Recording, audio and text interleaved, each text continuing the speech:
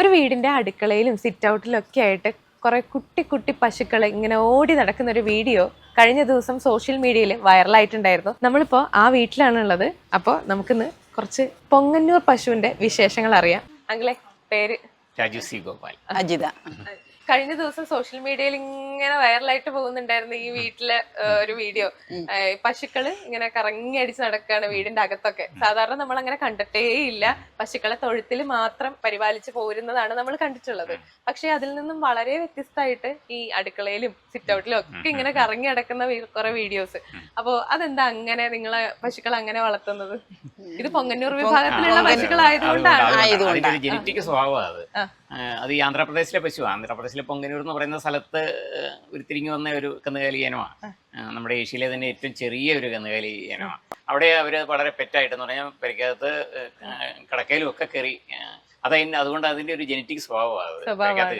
ഈ പൊങ്ങന്നൂർ പശുക്കളാണെന്നുണ്ടെങ്കിലും തൊഴുത്തിൽ വളർത്തുന്ന ആൾക്കാരെ നമുക്കറിയാം. അല്ലെങ്കിൽ ഇപ്പം വീടിന്റെ അകത്തേക്ക് കയറ്റി കഴിഞ്ഞാൽ വൃത്തിയുടെ കുറച്ച് കുഴപ്പങ്ങൾ കൊണ്ടിട്ട് വീടിന്റെ അകത്തേക്ക് കയറ്റാത്ത ആൾക്കാരെ നമുക്കറിയാം. പക്ഷെ നമ്മളോട് ഭയങ്കര അറ്റാച്ച്മെന്റ് ആണ് അവർക്ക്.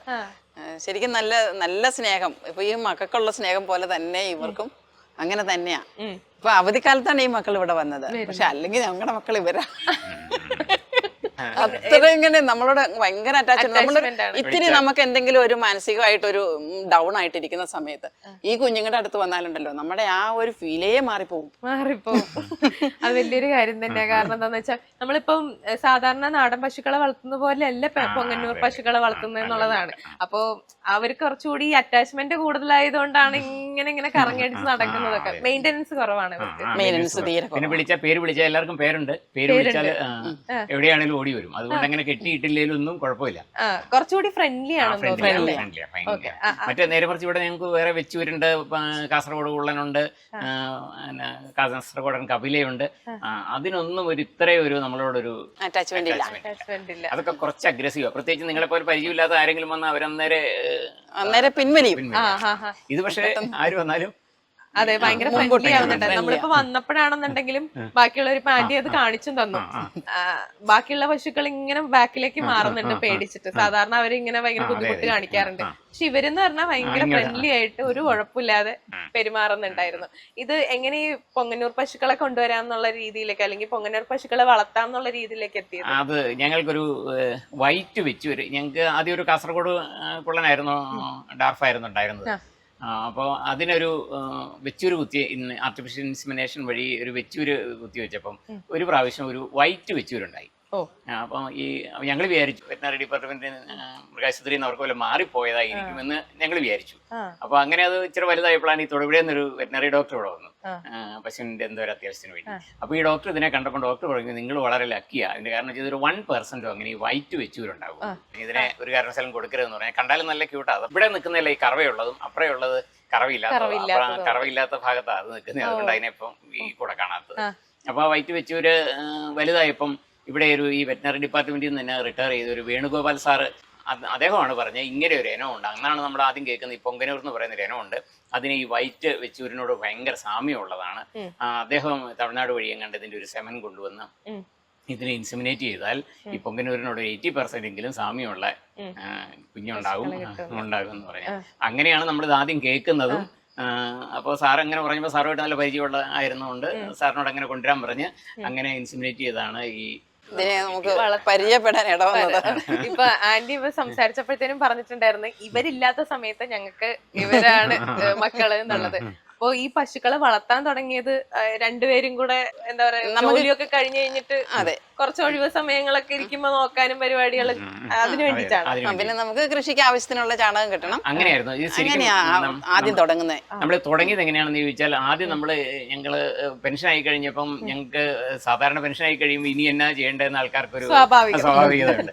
ഞങ്ങൾ നേരത്തെ തന്നെ തീരുമാനിച്ചായിരുന്നു കൃഷിയാണ് ഇനി ഭാവി. അപ്പൊ ഞങ്ങള് റബ്ബറൊക്കെ ഉണ്ടായിരുന്ന സ്ഥലത്തെ റബ്ബറെല്ലാം വെട്ടിക്കളഞ്ഞിട്ട് റംബുട്ടാൻ കൃഷി ചെയ്ത് തുടങ്ങി. അപ്പൊ റംബുട്ടാൻ അന്ന് പറയുന്നത് ഇത് പൂർണ്ണമായിട്ടും ജൈവ രീതിയിൽ നമുക്ക് വളർത്താൻ പറ്റുന്ന ഒരു ചെടിയാണ് എന്ന് പറഞ്ഞുകൊണ്ട് ഞങ്ങൾ തമിഴ്നാട്ടിൽ നിന്ന്, അന്ന് നമുക്ക് പശുക്കൾ ഒരു പൂച്ച പോലും ഇല്ലായിരുന്നു. ഞങ്ങള് രണ്ടുപേരും അധ്യാപകരായിരുന്നുകൊണ്ട് വീട് അടച്ചിട്ടിട്ടായിരുന്നു പോകുന്നത്. അപ്പം ജന്തുക്കളെ ഒന്നൊക്കെ വളർത്തിയ ബുദ്ധിമുട്ടായതുകൊണ്ട് ഒരു പൂച്ച പോലും ഞങ്ങൾക്കില്ലായിരുന്നു. അപ്പൊ അതുകൊണ്ട് ഞങ്ങള് ജന്തുക്കളൊന്നും ഇല്ലാതിരുന്നാലും പശു ഒന്നും ഇല്ലാതിരുന്ന കാരണം ചാണകം ഇതിനിടാനായിട്ട് അത്യാവശ്യമായതുകൊണ്ട് തമിഴ്നാട്ടിൽ നിന്ന് ഞങ്ങൾ പലരും കൂടി ലോറിക്ക് ചാണകം ഇവിടെ കൊണ്ടുവന്നു. അപ്പൊ ഇവിടെ ഉണ്ടായിരുന്ന ഒരു മാർട്ടിൻ സാർ എന്ന് പറയുന്ന ഒരു കൃഷി ഓഫീസർ പറഞ്ഞു, ഇത് വെറുതെ നിങ്ങൾ മിയർ വേസ്റ്റ് ആണ്. അതിന്റെ കാരണം എന്താ വെച്ചാൽ ഇതിനകത്തെ ബാക്ടീരിയ മുഴുവൻ ഡെഡ് ആയത് അവരിങ്ങനെ വെയിലത്തിട്ട് ഉണങ്ങിയ ചാണകമാണ്, അതുകൊണ്ട് ഒരു ചെറിയ പശുവിനെ മേടിക്കാൻ പറഞ്ഞു.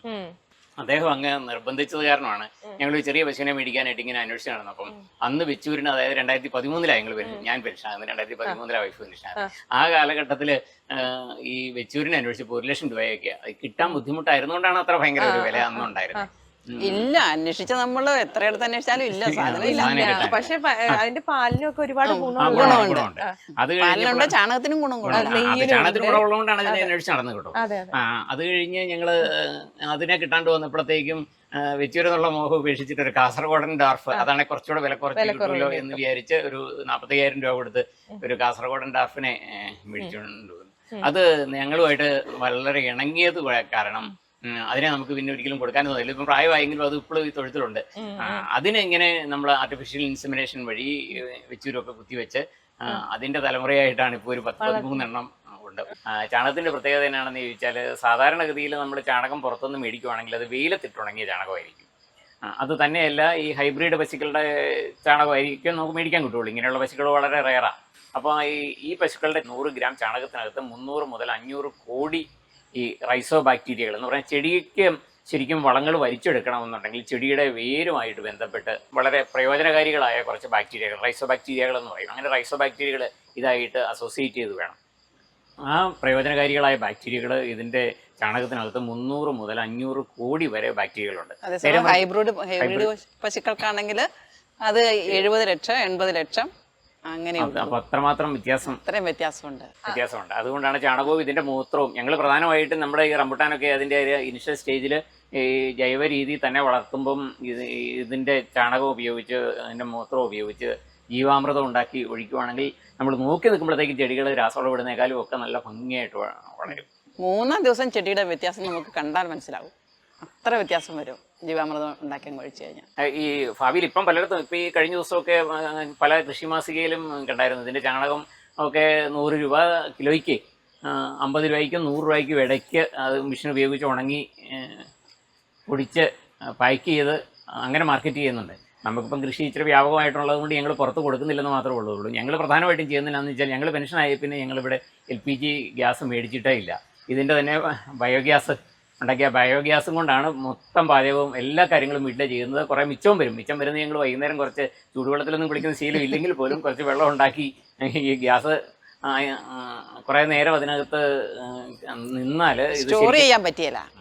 അതുകൊണ്ട് ഇത് ഡൈജസ്റ്റ് ചെയ്യുന്നതിന് മുമ്പേ ചാണകം പുറത്തേക്ക് വരും. ഇപ്പോൾ ഒരു 10-40 ദിവസം ഇതിനകത്ത് ഈ സ്ലറി ടാങ്കിനകത്ത് ഈ ചാണകം കിടന്നാണ് ശരിക്കും ഡൈജഷൻ ആകുന്നത്. അങ്ങനെ ആ ചാണകം ഞങ്ങൾ ആ ജീപ്പയിൽ ഒരു വീപ്പ വെച്ച് അതിനകത്ത് ഫില്ല് ചെയ്തിട്ട് ചെടിയുടെ ചോട്ടിൽ കൊണ്ടായി ഒഴിക്കും. അപ്പോൾ ചെടിയുടെ നമ്മുടെ തോട്ടത്തിൽ എല്ലായിടത്തൂടെ ഈ വണ്ടി പോകാവുന്ന പോലെ സൗകര്യം ഉണ്ടാക്കിയിട്ടുണ്ട്. അപ്പോൾ അതിനോടൊപ്പം തന്നെ ഈ കുറച്ച് ഇതിൻ്റെ പച്ച ചാണകത്തിനാണ് ഈ ബാക്ടീരിയ ഏറ്റവും കൂടുതലുള്ളത്. അപ്പോൾ ആ സ്ലറി ഒഴിക്കുന്നതോടൊപ്പം ഒരു ബക്കറ്റ് അതിൻ്റെ ഏറ്റവും ഫ്രഷ് ആയിട്ടുള്ള ചാണകം കൂടെ കൊണ്ടിടും. അത് ഈ ബാക്ടീരിയ ഒന്ന് ചെടിക്ക് നന്നായിട്ട് മണ്ണിലുണ്ടാവാൻ വേണ്ടി കൂടെ കൂടിയാണ്. നമ്മൾ ഇതിന്റെ പാലൊന്നും കൊടുക്കുന്നൊന്നുമില്ല. പാല് നമ്മുടെ ആവശ്യം കറന്നെടുത്തിട്ട് ബാക്കിയുള്ളത് ഈ കിടാക്കളെ കുടിപ്പിക്കുക. അതുകൊണ്ടാണ് ഇവരെല്ലാം ഇങ്ങനെ നല്ല ക്യൂട്ടായിട്ടും നല്ല നിൽക്കുന്നത്.